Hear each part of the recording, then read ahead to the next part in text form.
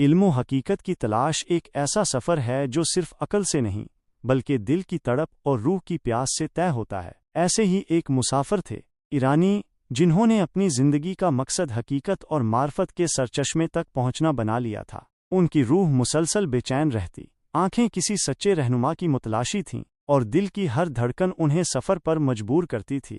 بے شمار مصائب اور طویل سفر کے بعد وہ آخرکار مدینہ منورہ پہنچے، وہ مدینہ جو اس وقت اسلامی علوم کا مرکز بن چکا تھا۔ ہر طرف علماء، فقہاء اور محدثین کی مجلسیں سجتی تھیں۔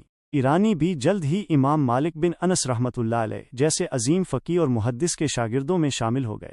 امام مالک کے حلقہ درس میں روزانہ حدیثی رسول صلی اللہ علیہ وسلم کی تعلیم دی جاتی، سند کی جانچ پرکھ سکھائی جاتی اور ہر شاگرد کو علم کے گوہر چننے کی آزادی تھی۔ ایرانی بھی ان حماق سے اس کام میں جت گئے، لیکن ان کے دل کی خلش پوری نہ ہو سکی۔ ان کے اندر ایک ایسی روشنی کی طلب تھی جو صرف الفاظ سے نہیں، دل کی روشنی سے حاصل ہوتی ہے۔ ان کی روح اب بھی کسی اور دروازے کی تلاش میں تھی۔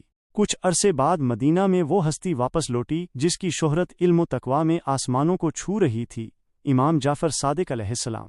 ایرانی کے دل میں شوق کی ایک لہر دوڑ گئی اور انہوں نے فیصلہ کیا کہ اب وہ امام صادق علیہ السلام کی شاگردی حاصل کریں گے۔ دل میں امید لیے وہ مالک بن انس رحمۃ اللہ علیہ کی مجلس سے نکل کر امام جعفر صادق علیہ السلام کی بارگاہ کی طرف روانہ ہو گئے، مگر جیسے ہی وہ امام کی خدمت میں پہنچے، امام نے ان کی محبت کو آزمائش میں ڈالنے کا ارادہ فرمایا۔ امام نے فرمایا، میں ایک مصروف ترین انسان ہوں، دن رات درس و تدریس میں مصروف رہتا ہوں، میرے پاس وقت نہیں کہ تمہیں الگ سے وقت دوں، تم مالک بن انس کے پاس جاؤ، وہی تمہارے لیے کافی ہیں۔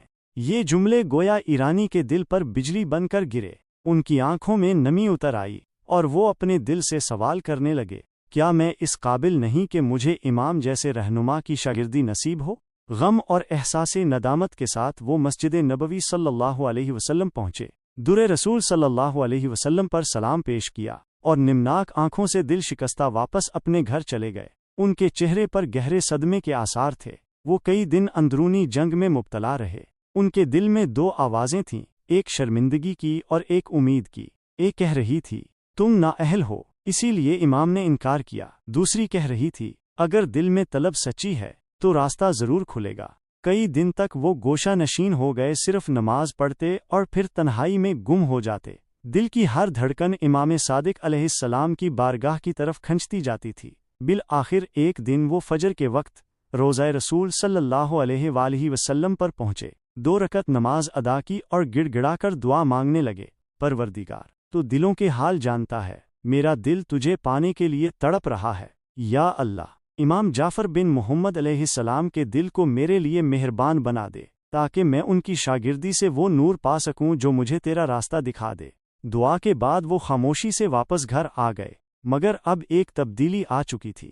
ان کے دل میں امام صادق علیہ السلام کی محبت اور شدت اختیار کر چکی تھی۔ وہ امام کے علم کے پیاسے ہو چکے تھے، اور جیسے جیسے محبت بڑھتی ویسے ویسے صدمہ بھی بڑھتا جاتا۔ بالآخر وہ پھر امام کی بارگاہ پر پہنچے۔ امام کے خادم نے سوال کیا، کیا کام ہے؟ ایرانی نے عاجزی سے کہا، کوئی خاص کام نہیں، بس سلام عرض کرنے آیا ہوں۔ خادم واپس گیا، کچھ لمحے گزرے، پھر لوٹ کر بولا، بسم اللہ، تشریف لائیے۔ ایرانی جیسے ہی امام کی خدمت میں داخل ہوئے، امام صادق علیہ السلام نے انہیں سلام کا جواب دیا اور فرمایا، ابو عبداللہ، خدا تمہیں توفیق عطا کرے اور تمہاری اس کنیت کی حفاظت کرے۔ ان جملوں نے ایرانی کے دل کو سکون دے دیا۔ وہ سوچنے لگے، اگر کچھ نہ بھی ملا تو امام کی دعا ہی میرے لیے کافی ہے۔ پھر امام نے پوچھا، یہ بتاؤ تم کس نیت سے آئے ہو؟ میں نے خدا سے دعا کی کہ وہ آپ کے دل کو میرے لیے نرم کر دے تاکہ میں آپ کے علم سے فائدہ اٹھا سکوں۔ مجھے امید ہے کہ میری دعا قبول ہو گئی ہوگی۔ امام نے نہایت حکمت سے فرمایا، ابو عبداللہ، خدا کی معرفت اور نور یقین سڑکوں پر گھومنے سے حاصل نہیں ہوتے۔